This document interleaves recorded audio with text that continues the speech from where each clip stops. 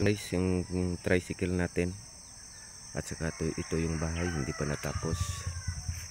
Yan. Ito po.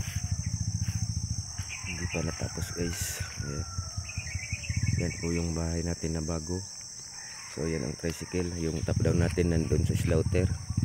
Pagkatapos ko ng pagkatay ng baboy, so ito po yung ginagawa ko. Mag tricycle driver muna ako. Yan o. Yan. Sa pinsan ko to guys na tricycle. Yan pang kawayan natin na gagamitin dito sa extension ng ating bahay.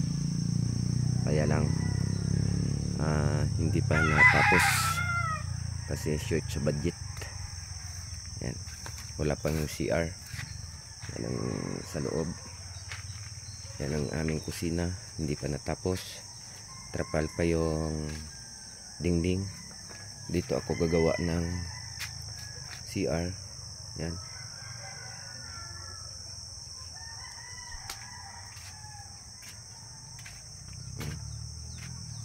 Yan po. Dito po yan sa Kulaman. So yan ang kalsada. Yan po ang kurente kaso nag-series muna tayo kasi wala pang budget. Yan. Nagka-tricycle muna ako ngayong umaga pagkatapos ng pagkatay. So hanggang dito na lang. So bye bye.